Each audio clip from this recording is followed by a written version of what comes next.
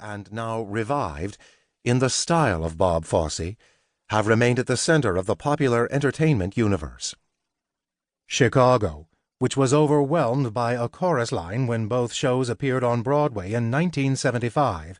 came roaring back in 1996 when its best revival not only far surpassed its former run, but eventually became the longest-running musical to originate in America and the second longest-running Broadway musical ever,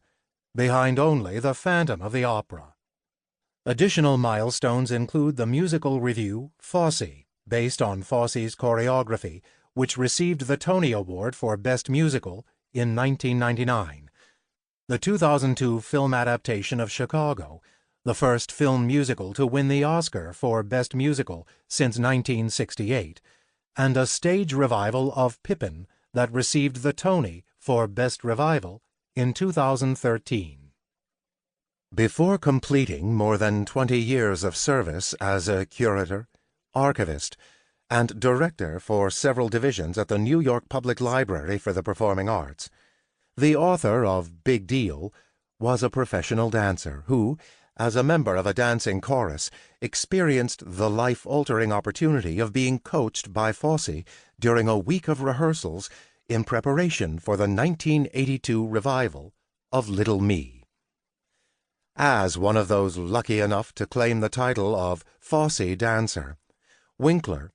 the future author of the first comprehensive scholarly study of Fosse's stage, film, and television work, recalled that the experience of working with him left a tremendous impression, mainly because he brought a director's eye to staging dance and demanded the same dramatic intent from the dancers as from the actors. Winkler not only demonstrates an almost uncannily readable knack for describing dance numbers, even in the absence of the helpful glossary he provides,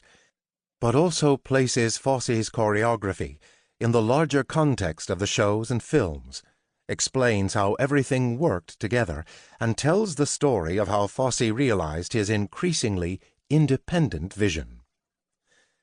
Interviews with such luminaries as Chita Rivera, Anne Reinking, lesser-known dancers, and a wide array of other knowledgeable witnesses offer fresh opinions and add considerably to the narrative. For me, the most revealing exchange was Winkler's interview with Stephen Schwartz,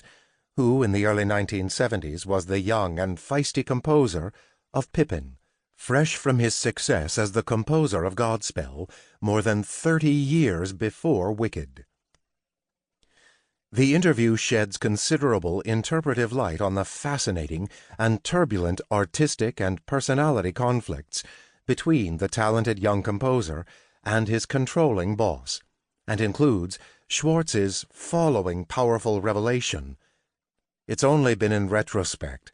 and with my own aging, that I've come to appreciate the bigger vision that he brought to the piece, and actually, in an ironic twist, I've become quite an ardent defender of it." As a result of this interview, Winkler is able to demonstrate with conviction that the conflict between the two strong-willed men ultimately led to Pippin's success. In addition to presenting readers with the scope and range of Fosse's career, Winkler also places Fosse's vast output within a meaningful social context. Among numerous other fringe benefits provided by Big Deal are an illuminating survey of Broadway choreography in the decades before Fosse arrived on the scene, Introduction, and an insightful comparison of dance styles and approaches between Fosse and his two primary contemporaries, Jerome Robbins and Gower Champion, Chapter 5.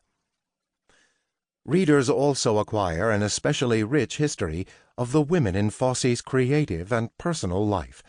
all dancing partners and significant dancers and actresses in their own right. Marianne Niles,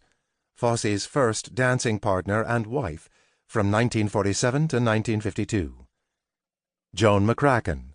Fosse's second wife from 1952 to 1956. Gwen Verdon, the featured star in numerous Fosse shows. To keep listening to this audiobook for free, click the link in the description. It will take you to a free Audible trial where you can listen to this and many other books for free for 30 days.